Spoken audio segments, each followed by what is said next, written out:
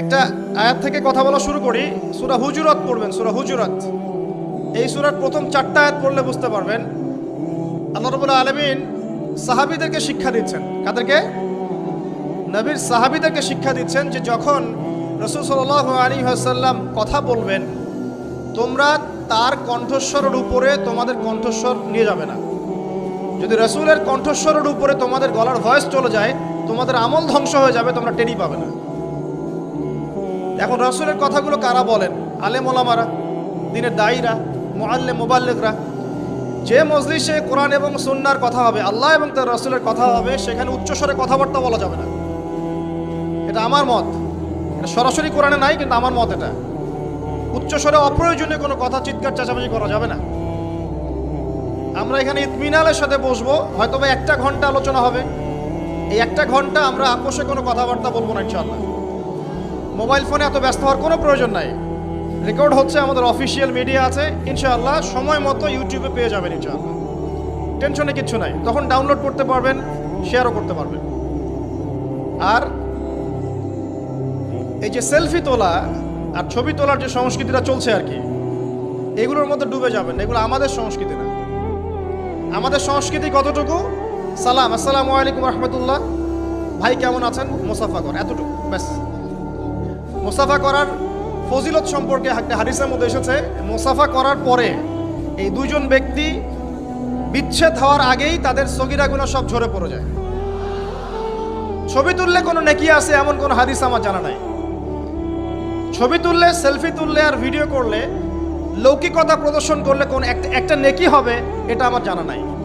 কোনো হাদিসে পাবেন আমার মনে হয় না, আমি চ্যালেঞ্জ করলাম। বরং একটা হাদিসে এসেছে, বিনা প্রয়োজনে অপ্রয়োজনীয় যারা ছবি আর মূর্তি তৈরি করবে এবং এগুলো তো অভ্যস্ত হয়ে যাবে, কিয়ামতের দিন আল্লাহ পাক তাদেরকে কঠিন শাস্তি দেবেন। আল্লাহ পাক বলবেন যে তুমি যা সৃষ্টি করেছিলে এর মধ্যে এখন প্রাণ সঞ্চার করো, মানে একে রূহ দাও, প্রাণ সঞ্চার করো। ব্যক্তি পারবে না, তখন তাকে এই কারণে আযাব দেওয়া হবে। আমরা কি এটা চাই? এই যে আমরা পাসপোর্ট সাইজের ছবিটা ইউজ করি আমাদের এনআইডি কার্ডের মধ্যে, পাসপোর্টের জন্যে, ভিসার জন্যে, আলেম ওলামাদের ইস্তেহাদ, এটা ইস্তেহাদ যে এই একটা ছবি জায়েজ হতে পারে। এটা ইস্তেহাদ, সরাসরি কোরআন সুন্নাহয় পাবেন না, কারণ ইসলামিক কালচারের সাথে এমন বিষয় ছিল না। 1250-এর বেশি বছর এই উম্মাহ শাসন করেছে বিশ্বটাকে, রাসূল সাল্লাল্লাহু আলাইহি ওয়াসাল্লামের যুগ থেকে শুরু করে। ছবি দিয়ে কেউ ওয়ার্ল্ডকে ডিল করেছে এমন প্রমাণ পাওয়া যায় না। সিগনেচার ছিল, সিল ছিল। তাহলে মোলামার এখন বলছেন একটা ছবি জায়েজ হতে পারে, পাসপোর্ট সাইজের ছবি।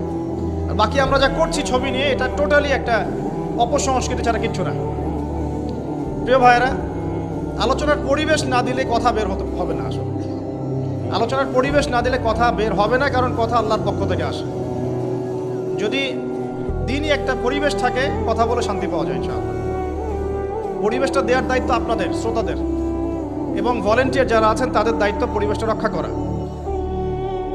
এবং দিনই মজলিসে কোনো রকম যেটাকে আমরা বলি অনাকাঙ্ক্ষিত ঘটনা, এমন কোনো ঘটনা ঘটে গেলে এটাকে প্রচার করার মিডিয়ার অভাব হবে না। কথা বুঝতে পারছেন? এই যে হইহুল্লা করছেন, যদি কেউ একজন পায়ের তলে পড়ে যায়, কারো হাত ভাঙে, পা ভাঙে, আল্লাহ না করে কারো বড় কিছু হয়, কালকে দেখবেন যে সব গণমাধ্যমে খবর প্রচার হয়ে যাবে যে ওয়াজ মাহফিলে গিয়ে এই ঘটনা ঘটেছে। আর যদি আমার সাথে কোনো শত্রুতা থাকে, তাহলে বলবে আবু তোহার মাহফিলে গিয়ে হয়েছে। আমরা এখন মুসলিমরা স্মার্ট নই, আমরা আনস্মার্ট জাতিতে পরিণত হয়েছে এখন। আর এটা সত্য কথা, এটাই সত্য কথা। তো পরিবেশটা বজায় রাখেন, আল্লাহ পাক তৌফিক দান করুন। আমিন। এখন বলেন আপনারা কেমন আছেন? আলহামদুলিল্লাহ, আল্লাহ পাক যে হালে রেখেছেন আলহামদুলিল্লাহ। যদিও বা বারবার আমি একটা কথা বলি যে বর্তমান বৈশ্বিক প্রেক্ষাপটে একজন মুসলিম কিন্তু ভালো থাকতে পারে না। কেন? এখান থেকে আলোচনা শুরু করি। বর্তমান বিশ্বটাকে বুঝতে হলে আমাদেরকে সূরা কাহাফের একটা ঘটনা দিয়ে শুরু করতে হবে। কোন সূরা? আর সূরা কাহাফ সেই সূরা যেই সূরার মাধ্যমে আপনি মাসিহুদ দাজ্জালের ফিতনা থেকে বাঁচতে পারবেন। রাসূল সাল্লাল্লাহু আলাইহি ওয়াসাল্লাম বলেছেন যে আদম আলাইহিস সালাম থেকে শুরু করে কিয়ামত পর্যন্ত, আদম আলাইহিস সালাম থেকে শুরু করে কিয়ামত পর্যন্ত, যেখানে বলছিলাম প্রিয় ভাইরা, রাসূলুল্লাহ সাল্লাল্লাহু আলাইহি ওয়াসাল্লাম বলেছেন যে আদম আলাইহিস সালাম থেকে শুরু করে কিয়ামত পর্যন্ত এই বিশ্বে যতগুলো ফিতনা আসবে, এর মধ্যে মাসিহুদ দাজ্জালের চেয়ে ভয়ঙ্কর কোনো ফিতনা আসবে না। এক বাক্যে বোঝাচ্ছি কিভাবে, যে এই বিশ্বে যতগুলো ফিতনা আছে, ধরেন সুদের ফিতনা, আপনার জেনার ফিতনা, আপনার পরকিয়া, হ্যাঁ, আপনার যে পতিতালয়, আপনার ঘুষ, দুর্নীতি, কালোবাজারি, মজুদদারিতা, মুসলিমদেরকে হত্যা করা, সন্ত্রাসী কর্মকাণ্ড, যত ফিতনা এখন পৃথিবীতে আছে আর কি, এই যতগুলো ফিতনা আছে এগুলোকে একত্রিত করেন, একসাথে করেন, তারপরেও মাসিহুদ দাজ্জালের মতো ভয়ঙ্কর ফিতনা হবে না। এটা এত বড় ফিতনা, ঠিক আছে?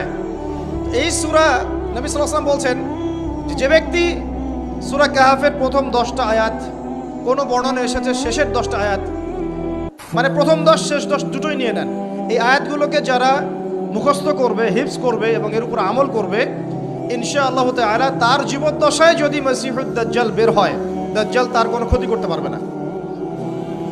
তাহলে কত ইম্পর্টেন্ট এই সূরাটা একটু চিন্তা করেন। দাজ্জালের যে ভয়ঙ্কর কোনো ফিতনা নাই, সে নিজেকে খোদা দাবি করবে এবং তার এক হাতে থাকবে জান্নাত, এক হাতে জাহান্নাম। এই জান্নাত জাহান্নাম হাতে মানে সত্যিকারের হাতে নয়। আমাদের কিছু প্রোটেস্ট্যান্ট মুসলিম ভাই আছেন, তারা মনে করেন শব্দ যেটা সেটাই নিতে হবে, শব্দ যেটা সেটাই। আসলে এক হাতে কি জান্নাত নিয়ে ঘোরা সম্ভব? না। জান্নাত তো বিশাল, এটা কি হাতে নিয়ে ঘোরা সম্ভব? জাহান্নাম কি হাতে নিয়ে ঘোরা সম্ভব? না। ব্যাখ্যা কি? যে দাজ্জালকে অনুসরণ করবে, দাজ্জাল তাকে সুখ সমৃদ্ধি দিবে, সে পৃথিবীতে জান্নাতের মতো পরিবেশে থাকবে, এটাই জান্নাত। আর যে দাজ্জালকে অনুসরণ করবে না, দাজ্জাল তাকে একদম জুলুম নির্যাতনের মধ্যে ডুবিয়ে রাখবে, তাকে ধ্বংস করে ছাড়বে, এই জাহান্নাম। কি করবে সে? সে সারা বিশ্বে 40 দিন অবস্থান করবে। কতদিন? তার প্রথম দিনটা হবে 1 বছরের সমান, দ্বিতীয় দিনটা হবে 1 মাসের সমান, আর তৃতীয় দিনটা হবে 1 সপ্তাহের সমান। বাকি দিনগুলো আমাদের দিনের মতোই হবে। এটা কিভাবে হবে আল্লাহু আ'লাম, আল্লাহ ভালো জানেন, আমরা জানি না। আল্লাহ পাক কোরআনে বলেছেন একটা সূরায়, যদি আল্লাহ রাব্বুল আলামিন রাতকে স্থবির করে দেন, কেউ কি আছে দিন নিয়ে আসবে? আবার বলেছেন আল্লাহ পাক যদি দিনকে স্থবির করে দেন, স্থির করে দেন, কোনো সত্তা কি আছে রাত এনে দিবে? তাহলে আল্লাহ পাক চাইলে একদিনকে 1 বছর করতে পারেন না? একদিনকে 1 মাস করতে পারেন না? একদিনকে 1 সপ্তাহ করতে পারেন কিনা? বাকি দিনগুলো আমাদের মতোই।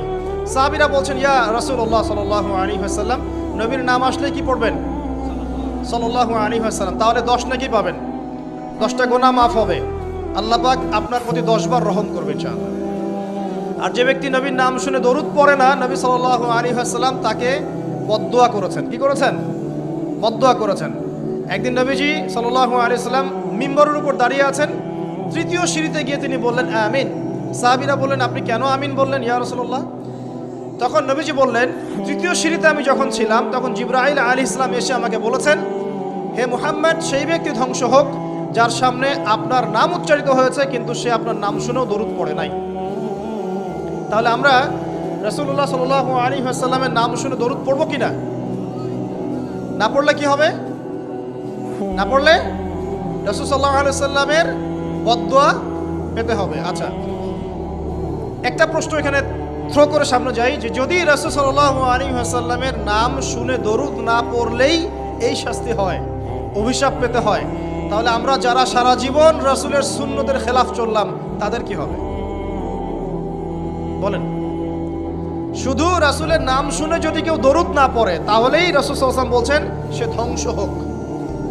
তাহলে যে ব্যক্তি সারা জীবন, আমরা এখন দাড়ি রাখতে পারলাম না, সুন্নতি লেবাস চিনলাম না, টাকটুর উপরে কাপড় ওঠাতে পারলাম না, আমরা রাসূলের মতো সুন্নত পদ্ধতিতে নামাজ পড়তে পারলাম না, কোরআন তেলাওয়াত করা শিখলাম না, তাসবিহ তাহলিল করতে পারলাম না, পর্দা করলাম না, রাসূলের আদর্শ নিজের ভিতরে ধারণ করলাম না, পরিবারে রাসূলের আদর্শ প্রতিষ্ঠা করলাম না, সমাজে প্রতিষ্ঠার কোনো চেষ্টা করলাম না, রাষ্ট্রে প্রতিষ্ঠার কোনো চেষ্টা করলাম না, আমাদের কি হবে?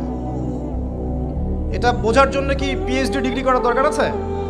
বুঝতে পারছি না কি হবে। যেমন একটা আয়াত আছে কোরআনে, সূরা বাকারার 279 থেকে 84 পর্যন্ত, দেখবেন একটা আয়াতে আল্লাহ পাক বলছেন ইয়া আইয়ুহাল্লাযীনা আমানু, হে মুমিনগণ। মুমিন কারা? আমরা তো মুমিন নাকি? মুমিন কারা? কি আমরা মুমিন না? কনফিউশন আছে? মুমিন কারা? যারা 6টা পিলারে বিশ্বাস করে। কয়টা পিলার? 1 নাম্বার আল্লাহ বিশ্বাস করে না দেখেই। 2 নাম্বার আল্লাহ পাকের ফেরেশতা মণ্ডলীর প্রতি বিশ্বাস করে না দেখেই। 3 নাম্বার আল্লাহ পাকের সমস্ত আসমানি কিতাবে বিশ্বাস করে না দেখেই। 4 নাম্বার আল্লাহ পাকের প্রেরিত রাসূলগণের প্রতি বিশ্বাস করে না দেখেই। আমরা কি নবীজিকে দেখেছি? দেখি নাই। সাহাবীরা দেখেছেন। যে ব্যক্তি পরকালে বিশ্বাস করে না দেখেই, এবং তাকদীর বা ভাগ্যের ভালো মন্দে বিশ্বাস করে না দেখেই। এই 6টা পিলারে যে ব্যক্তি মনে বিশ্বাস করে, মুখে স্বীকৃতি দেয় এবং কাজেও বাস্তবায়ন করে, তাকে বলা হয় মুমিন। শুধু মুখে বলে, কাজের কোনো ফিকির নাই, মুমিন বলা যাবে? নামাজ পড়তে হয় জানে, এতটুকুই। নামাজ জীবনে পড়ার তৌফিক হলো না, পড়লো না, তাকে কি আপনি মুমিন বলবেন? আচ্ছা, তো আমরা যদি মুমিন হই, আমাদেরকে আল্লাহ পাক বলছেন, কি বলছেন? ইত্তাকুল্লাহ, তোমরা আল্লাহকে ভয় করো, তোমরা আল্লাহকে ভয় করো। ওয়াযারু মা বাকিয়া মিনার রিবা, এবং সুদের অবশিষ্ট অংশগুলো ছেড়ে দাও। ইন কুনতুম মুমিনিন, যদি প্রকৃত অর্থেই তোমরা মুমিন হয়ে থাকো। তারপরের আয়াত আল্লাহ পাক বলছেন ওয়া ইল্লাম তাফআলু, তোমরা যদি সুদ না ছাড়ো। কি না ছাড়ো? সুদের আরবি হচ্ছে রিবা, যেটা দিয়ে পুরো ওয়ার্ল্ডের ইকোনমিক সিস্টেম এখন দাঁড়িয়ে আছে। তোমরা যদি সুদ না ছাড়ো, তাহলে কি হবে? ফাযানু বিহারবিন মিনাল্লাহি ওয়া রাসূলিহি, তাহলে আল্লাহ এবং তার রাসূলের বিরুদ্ধে যুদ্ধের ঘোষণা শুনে রাখো। এখন আমাকে বলেন, মুমিন ব্যক্তি যদি, মুমিন হোক আর কাফের হোক আর যেই হোক, সে যদি আল্লাহ এবং তার রাসূলের সাথে যুদ্ধ করে, সে কি পরকালে নাজাত পাবে? মুসলিম হয়ে কালিমা পড়ে সুদ খেয়ে যদি আল্লাহ এবং তার রাসূলের সাথে যুদ্ধ করে, সে কি কবরে প্রশ্নের উত্তর দিতে পারবে? সে হাউজে কাউসারের পানি পাবে? সে নবী সাল্লাল্লাহু আলাইহি ওয়াসাল্লামের সুপারিশ পাবে? এতটুকু বোঝার জন্য কি আমার পিএইচডি করার দরকার আছে? ঠিক একই কথা, যদি আমরা নবীর নাম শুনে দরুদি না পড়লাম, তাহলেই ধ্বংসের কথা বলা হচ্ছে। আর সারা জীবন যদি আমরা রাসূল সাল্লাল্লাহু আলাইহি ওয়াসাল্লামের আদর্শের খেলাফ চলি, তাহলে কি আমাদের পরকালটা শুভ হবে? কি মনে হয়? অতএব আজকের প্রথম নসিহত অনেক হবে ইনশাআল্লাহ। জীবনের প্রতিটা ডিপার্টমেন্ট, আপনার ইবাদত, পরিবার, সমাজ এবং অন্যান্য সেক্টরগুলো, বিশেষ করে অর্থনৈতিক সেক্টরটা রাসূলুল্লাহ সাল্লাল্লাহু আলাইহি ওয়াসাল্লামের আদর্শে ঢেলে সাজানোর চেষ্টা করেন। আল্লাহ পাক তৌফিক দান করুন। পারা যাবে ইনশাআল্লাহ? যাদের দাড়ি নাই রাখবেন তো আজকে ইনশাআল্লাহ। টাকনুর উপরে কাপড় উঠবে ইনশাআল্লাহ। যে মা বোনরা হিজাব করছেন না, পর্দা হবে তো ইনশাআল্লাহ? ইনশাআল্লাহ তাআলা।